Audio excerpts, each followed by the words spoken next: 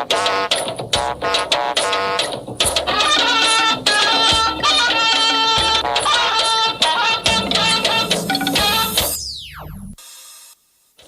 2024, President Tinubu presents flag to APC candidate, just as PRP presents its candidate for September poll.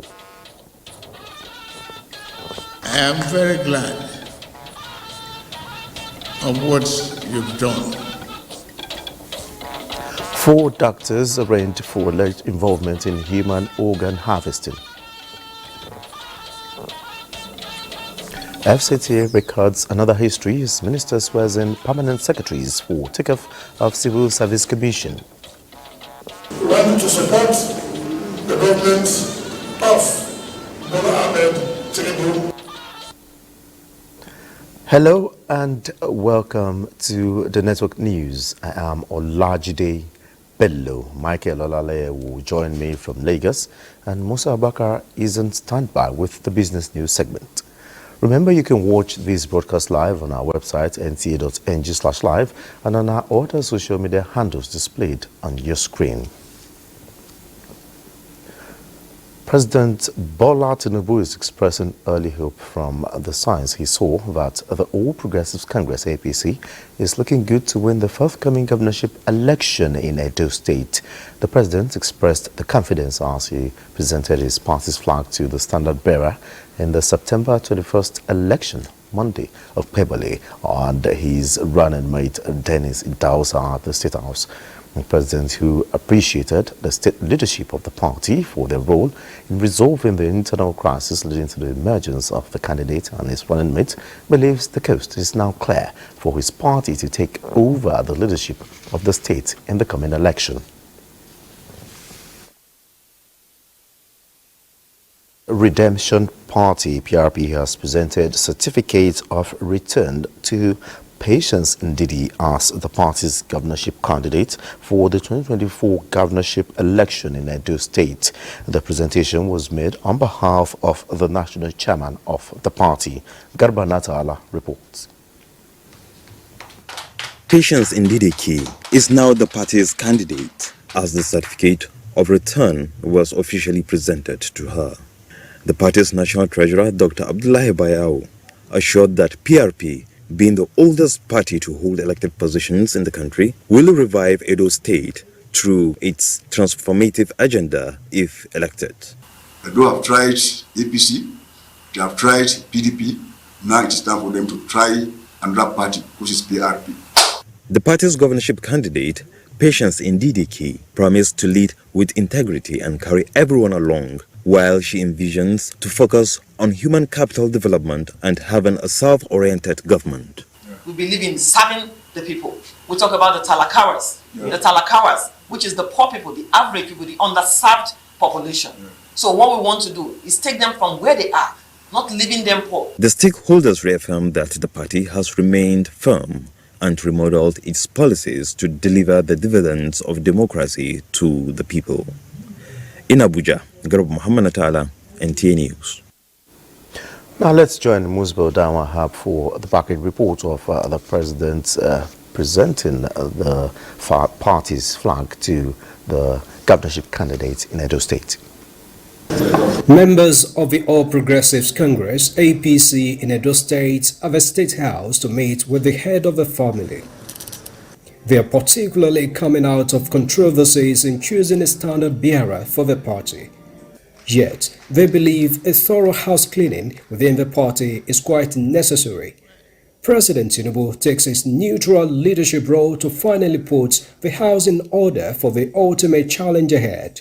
May I ask you, distinguished senator, are you happy? Honorable, are you happy? Okay.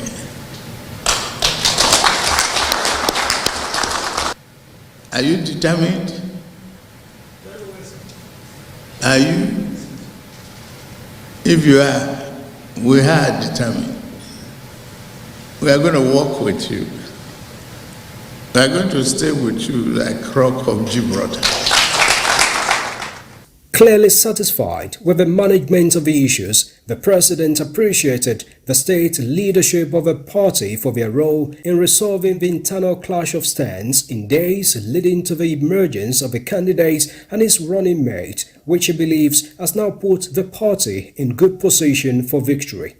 I am very glad of what you've done as party leaders, putting our house in order. To our candidate, thank you. To the running mate, thank you. That is here for you to make name in Nigerian politics.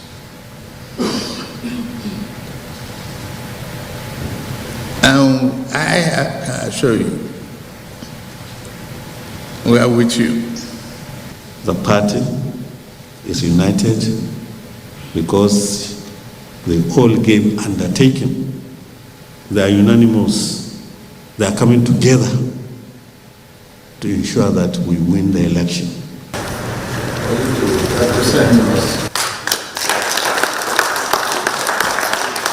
What has happened in Edo shows that Mr. President is a Democrat, is a voice for the voiceless. The primary in Edo was well contested and a winner emerged. We have our deputy now. We are setting the ball rolling.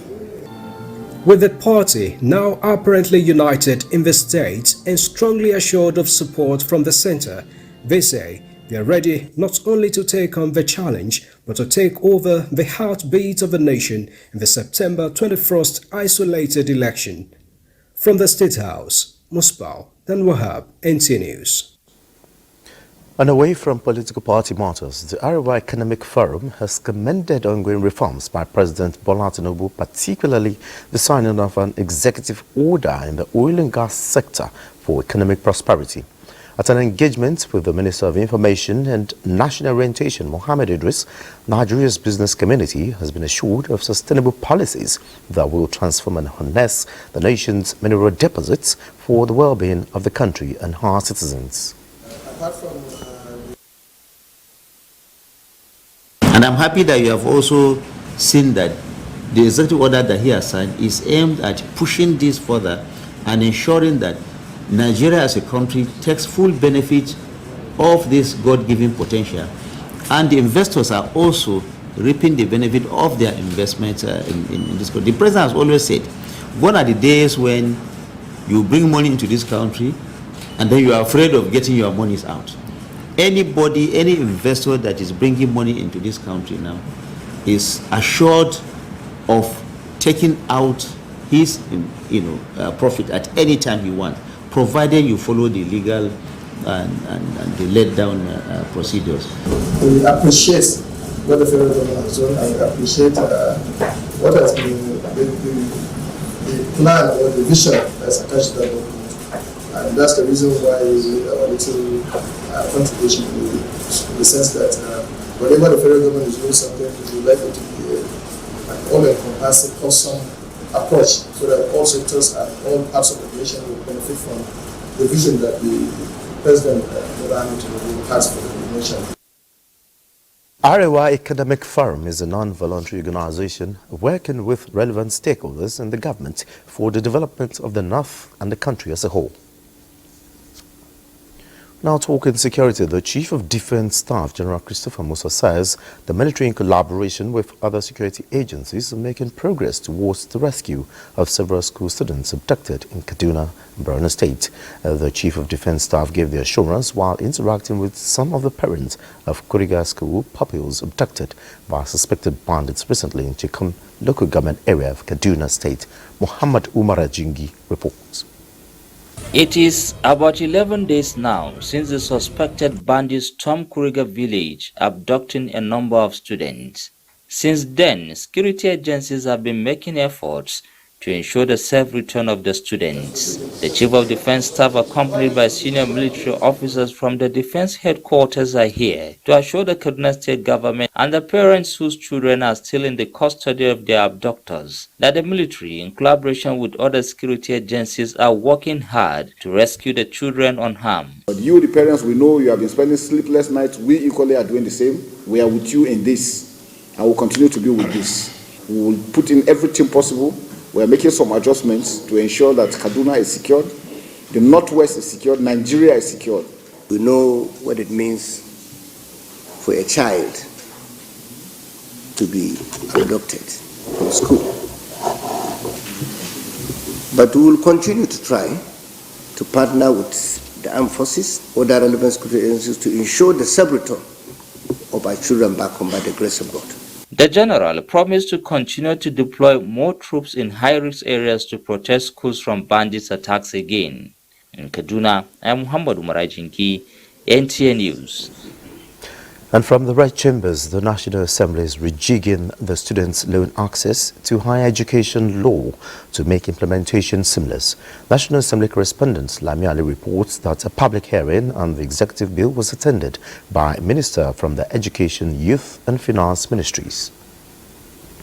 President Bola Ahmed Tinubu, he has said times without number that he does not want a single Nigerian youth, girl or boy, to be out of school because he cannot afford it.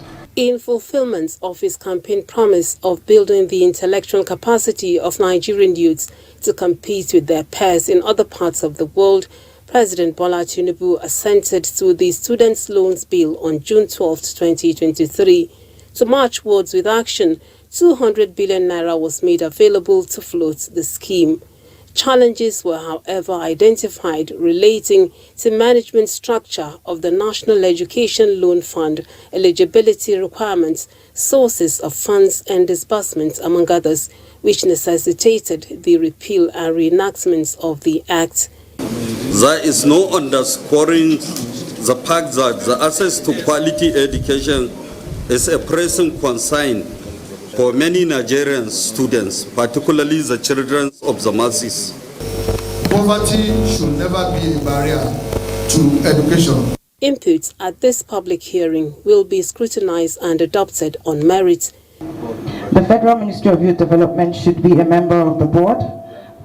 Please refer to page 7 and 8 of the bill. The Federal Ministry of Youth Development is excluded. School is not institution. School is a part of an institution of higher learning. So we believe that institutions as defined in the law should be kept. Wherever school is used should be amended to institution. That your views at this joint public hearing will go a long way in assisting the committee make an informed recommendation. Stakeholders are hopeful that the amendments being canvassed will ensure transparency and accountability in the implementation. From the National Assembly, Lami Ali, NTA News. Meanwhile, Universal Basic Education Commission, UBEC, in collaboration with the State's Universal Basic Education Board, SUBEB, are implementing the Effective School Program for improved educational outputs for basic education in Nigeria. This, they say, is geared towards reinventing the mechanisms for improved processes in universal education. The Effective School Program seeks to ensure collective actions at both national and state levels towards ensuring that prescribed minimum standards in basic education service delivery are attained and further scaled up to commensurate learning outcome. What do we do with the other schools that are already functioning? And the purpose here is to make sure that those schools that we have are also being upgraded systematically over a period of time to be able now to function as schools that are effective, that can deliver at all levels of teaching and learning. So that's what brought the idea of the Effective Schools Program. The Commission says it is committed to improving learning conditions and processes to produce basic education graduates with effective life skills capable of competing favorably in the 21st century knowledge economy. President Bola Tinubu has approved the appointment of a new leadership of the National Commission for Almajiri and Out-of-School Children Education. Brigadier General Lawal Jafari is now the chairman of the commission, while Dr. Idris Mohammed Sani is to serve as the executive secretary CEO of the commission. Moving to the judiciary, the Court of Appeal sitting in Abuja has dismissed the appeal brought before it by Felix Okonkwo, counsel to the detained leader of the indigenous people of Biafra IPOB, Nnamdi Kanu, over his alleged unlawful arrest and detention by the police and the Department of State Services. The three-man panel of justices of the appellate court, in a unanimous verdict read by Justice Ekun Abang, dismissed the appeal for lacking in merit and substance. The appellants, comprising of Felix Okonkwo, Ikenna Chibuike and Okafo Ugochukwu, had dragged the Nigeria Police Force and the DSS before the High Court for the enforcement of their fundamental human rights. This specifically alleged that the two security agencies violated their fundamental rights by their unlawful arrest and detention on September 27, 2021, during which they claimed that they were tortured, harassed and intimidated while in the custody of the police. Justice Samaila Baturi had, in his judgment delivered on March 24, 2022, found police liable for the unlawful arrest and detention of the appellants and subsequently imposed a fine of 2 million against the police to be paid to the appellants. Justice Baturi, however, did not make any order against the DSS because the appellants, then plaintiffs, did not disclose any cause of action against the DSS. In his judgment, Justice Abang held that from the video footage tendered as exhibit by the appellants at the trial court, there was nowhere the operatives of the DSS were found at the scene of the arrest in the house of Ifeanyi Ejiofor in Anambra State. Justice Joseph Olubumi Kade Oyewole and Justice Abba Bello Mohammed endorsed the unanimous verdict delivered by Justice Abang. It's time now for a commercial break. The network news continues shortly. Welcome back. Now talking palliative. 52,500 households across 7 local government areas in Borno's Southern Senatorial District have taken delivery of food palliative, just as 2,000 youths and women got 50,000 naira each as part of empowerment scheme. Mohammed Goni reports that Governor Babagana Umar Zulum flagged off the distribution in Biu local government. The 52,500 families who got a bag each of rice and maize comprise 17,500 in Biu, 7,500 each in Askira, Uba and Chibok, while 5,000 households each were drawn from Kwayakusar, Bayo, Shani and our local government areas. 2,000 youths and women also received 50,000 naira each to enhance agriculture and other means of livelihood. Beneficiaries of the palliative and empowerment support were full of praises to the state government for the timely intervention. Most of the local government areas in southern Borno are not deeply affected by the insurgency. And that is why less effort is being made by the state government to distribute food items in these areas. However, because of the current food crisis that we are facing, government has decided to come in to the aid of the people and support them with food and non-food items. Senator representing Southern Borno at the National Assembly, Mohammed Alindumi, expressed gratitude to Governor Zulum for the intervention, which he said will go a long way in alleviating the sufferings of the people. Meanwhile, Governor Zulum also inaugurated Azare Mega Water Supply Project in our local government to address the acute water shortage which has bedeviled Azare and the adjoining communities. Azare Water Project is one of the 8 mega water projects initiated by the Zulum administration across the state, which the Commissioner for Water Resources, Tijani Gwani Alkali, said has a combined 556,000 litre capacity. In Maiduguri, Mohammed Gwani, NTA News. Meanwhile, beneficiaries of the federal government's food palliative in Jigawa State have commended President Bola Tinubu for the kind gesture, saying that the foodstuff came at the right time. Muhammad Musa Askira reports that this was during the distribution of the 650 kg bags of rice to the beneficiaries at the state's APC Secretariat in Dutse. This is not the first time Jigawa people will receive such food palliative from the federal government on the directive of President Bola Ahmed Tinubu. Late last year, assorted food palliative were brought to Jigawa State from the federal government, while they were distributed to beneficiaries in all the 27 local government areas of the state. This time, however, the gesture is directed towards beneficiaries at the party secretariat. These beneficiaries were visibly happy to have this palliative in the Ramadan season. The APC chairman Jigawa State, Aminu Sani Gumel, stated that more of this food palliative will come to the people of Jigawa State from the federal government until the present food crisis in the country is over. It's an intervention given by His Excellency Senator Bola Ahmed Tinubu to 20 states and the federation to easy things for the Ramadan.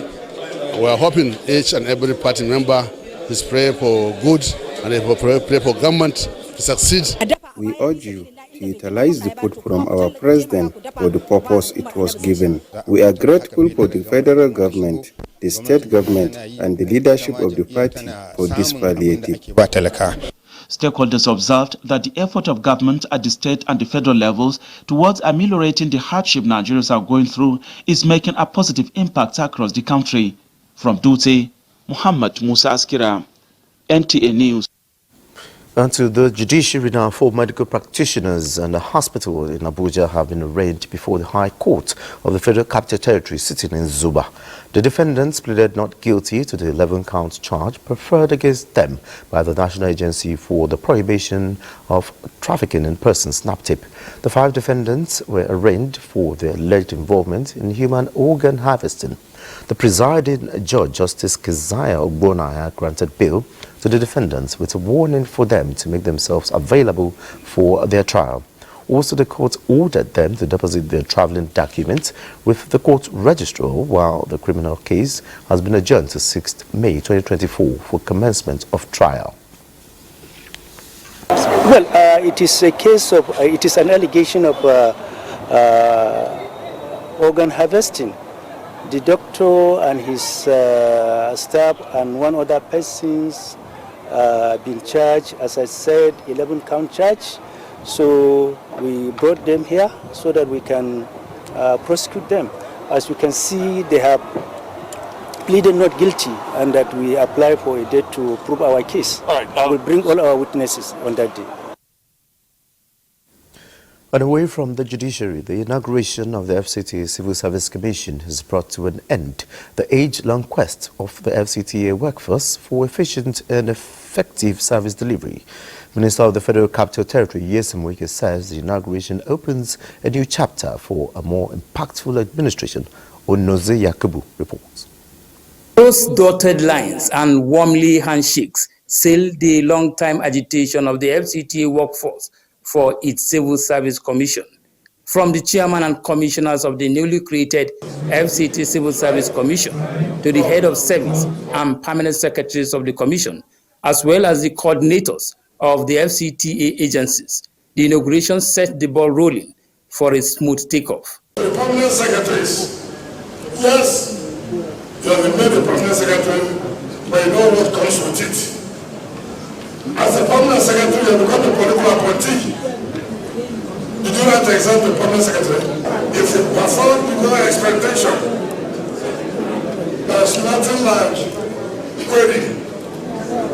There are many like query him and proper civil service rules. We want you to assist, we want you to support the government of Bola Ahmed Tinubu to realize the renewed hope agenda. He says Abuja, the nation's capital, must be seen to be working as his administration is set to rejig its workforce for better results. Onoze Yakubu, NTA News. Ghanaian Vice President Mahmudu Bawumia has arrived in Maiduguri, Borno State on a private visit to Muhammad Dimi, a renowned business mogul. The Ghanaian Vice President, who arrived in Maiduguri this evening, was received by Governor Babagana Umara Zulum.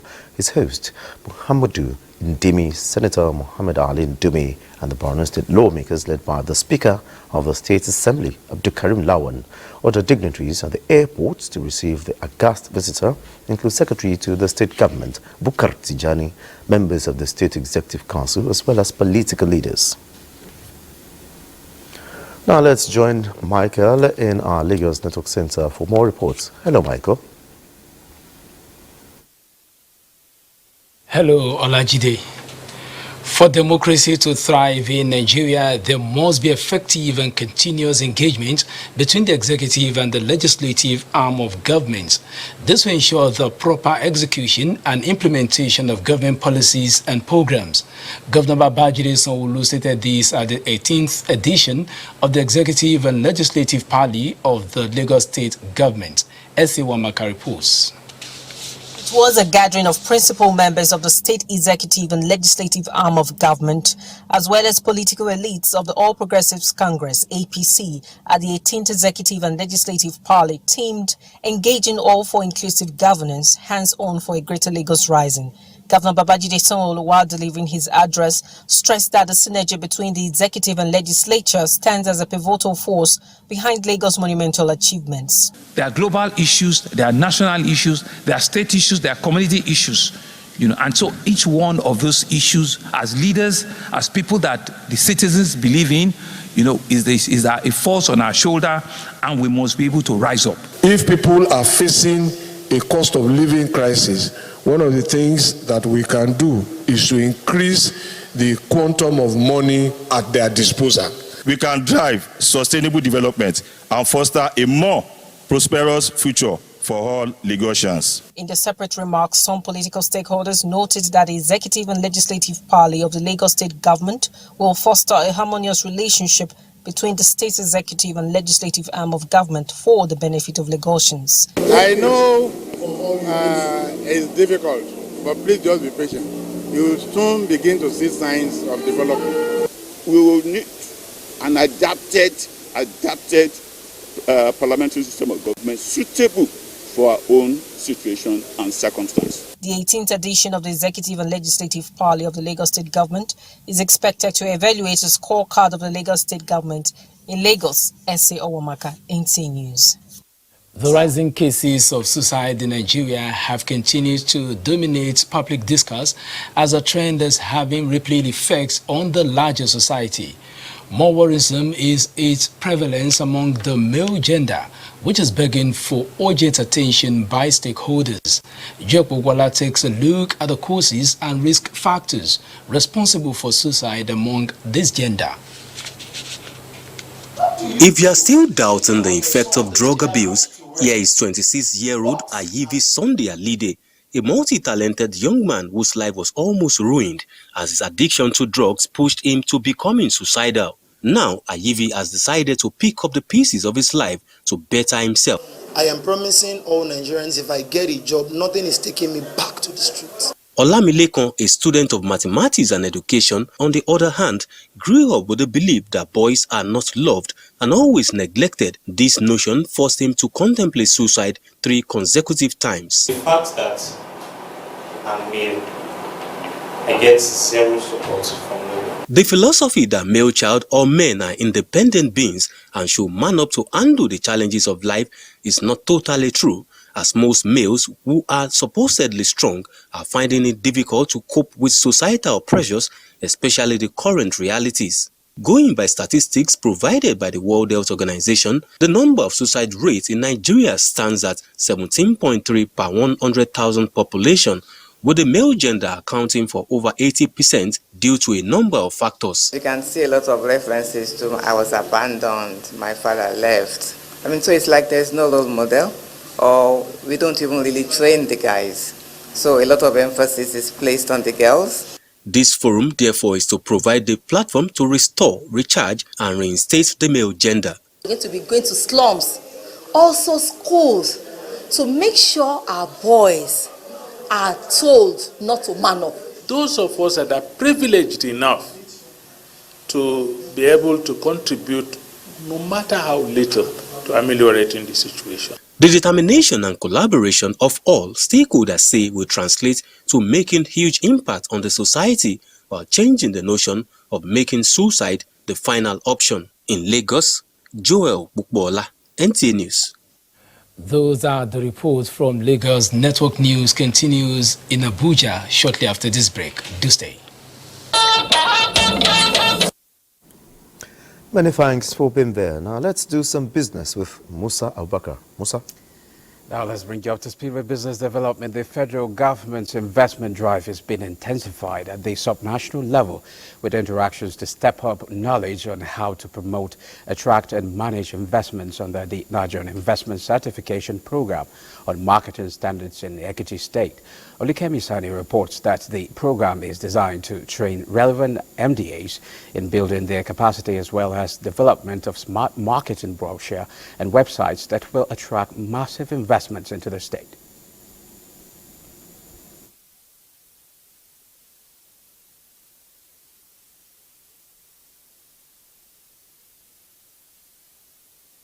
One thing is certain, I must get it right by telling our farmers what the government wants, what the international organizations, what they want. So that when we work in synergy and meet up with this standard, Ekiti market can be taken over by having direct foreign investment coming to Ekiti State. So this workshop is about training us how to gather our information to be able to showcase to an investor that this is what is available. We have a lot of investors in diaspora that want to come to Nigeria. It's not possible for them to be in Nigeria, but with our information that what is on ground, it's easy for them to have the clue of what they are coming to invest on. And part of what we are recommending is that thing now should be extended to the youth. That knowledge base they have, they should use it to build the capacity of the youth to get skills in some areas that industries we need. Not just priding themselves that they have professors, they are very good in academics. It should also trickle down to the youth. Now to the equities market. The equities market began the first weekday of trade on a bearish note as investors endured another mixed sentiment to end session.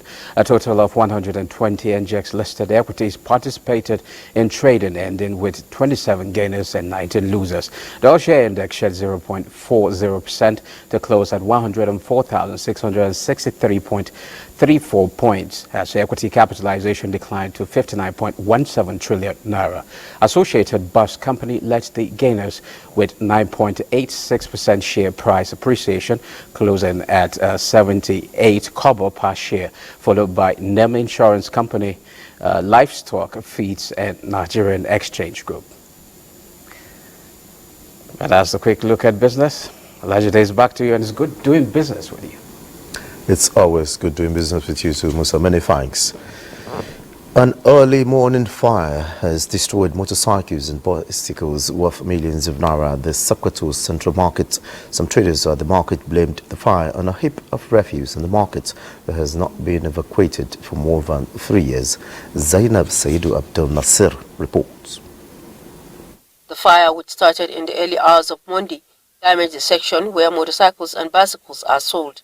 Although there was no loss of life, motorcycles and bicycles worth millions of naira were destroyed by the fire. Efforts by both federal and state fire service stopped the fire from spreading to other parts of the market. A cross-section of the traders alleged that the fire emanated from a huge heap of refuse in the central market that has not been evacuated for more than 3 years.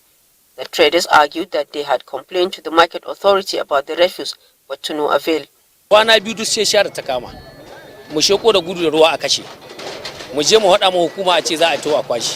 Saboda satin da ya wuce ma sharan nan ta kama da wuta da yake dai wannan lokacin da rana ne ido na ganin ido an yi kokari an kashe wannan wuta. In his reaction, Special Advisor to the Governor on Sokoto Central Market, Ibrahim Muhammad, however, disagreed with the traders who blamed the fire outbreak on the heap of refuse in the market.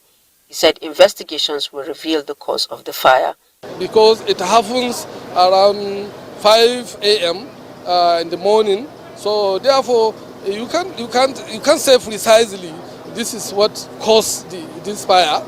As at the time of compiling this report, Officials from National Emergency Management Agency and the Sokoto Emergency Management Agency have visited the scene of the inferno to begin assessment of the damage caused by the fire. In Sokoto, Zainab Said Abdul Nasser, NTA News.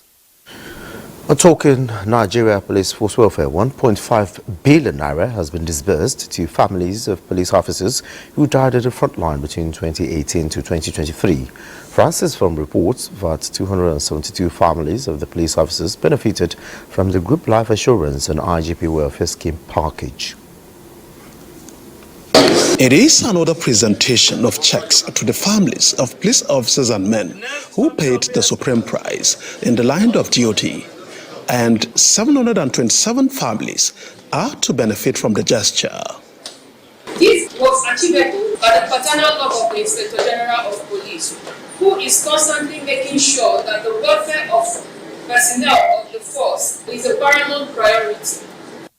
IGP Egbitokun assures of the force's willingness to promptly clear the welfare and benefits of families of fallen heroes. We fully acknowledge that the loss of a family's primary provider is a profound tragedy that brings significant hardship, including financial strains. It is our fervent hope that the financial support provided through these checks today will offer some measure of relief during these trying times. IGP Egbitokun also commended President Bola Tinubu for making police welfare a priority of his administration and by ensuring the judicious release of premium for deceased officers of the Nigeria Police Force. Francis from NTA News.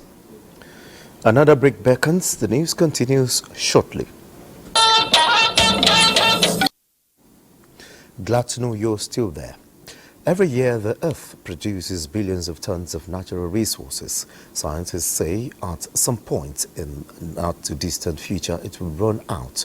For this reason, countries must think about what they throw away, seeing waste as resources and opportunities, not a nuisance. Charles Alpha reports that this is being echoed as the world marks 2024 Global Recycling Day, with focus on the need for more recycling. Global Recycling Day is an annual event which aims to raise awareness of the importance of recycling and encourage people to take action to reduce waste and protect the environment. It also brings together individuals, organizations, and governments from around the world to promote sustainable practices and highlight the benefits of recycling to protect the planet for future generations. As the Earth's natural resources deplete at an alarming rate, the risk of exhaustion in the not-too-distant future is obvious. Therefore, the 2024 Global Recycling Day is putting the spotlight on recycling heroes, that is, people, places, businesses, and activities that showcase the importance of recycling for an environmentally stable planet and a greener future for all.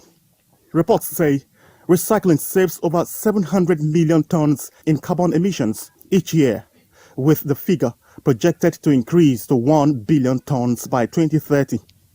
In Nigeria, the Waste Management Society estimates that Nigeria generates about 65 million metric tons of waste yearly. However, only a fragment is collected, managed, and recycled. Furthermore, the value of recycling industry runs into billions of naira. And that is why the focus of this day is on ways to reduce waste, refuse items, and restore the health of the planet, while a common unified approach is the way to go to solve the problem. Reports also say if significant and rapid changes are not made, the world would experience continued rising of global temperatures, the melting of ice caps, continents on fire, and rapid deforestation with direct impact on humanity. Global Recycling Day was first celebrated on March 18, 2018 by the Global Recycling Foundation and recognized by the United Nations and celebrated across the globe. Charles Alpha, NTA News. Nigeria's Falconets through to the final of women's football event in Accra, Ghana after beating Uganda 2-0 in the semi-finals. Austin Demodu has the latest in the world of sport. And up next is the weather forecast. Hello and you're welcome. There have been deterioration in horizontal visibilities over most parts of the north and some parts of the north central. With this fresh dust from the source region coupled with the dust in suspension, we expect further deterioration in horizontal visibilities as thick dust haze is expected to the northern region, while to the north central, moderate dust haze with horizontal visibilities in the range of 2,000 to 5,000 meters are expected, although a few places within the north central are expected to experience visibilities less than 1,000 meters. To the southern region of the country, patches of clouds are expected, with possibilities of morning thunderstorms to parts of Cross River and Akwa Ibom states. As we go into the afternoon and evening hours, there are more chances of rains accompanied with thunder to the southern region of the country. Stand by for the air quality and temperature forecasts. I am Theodora Itum. Thank you for watching.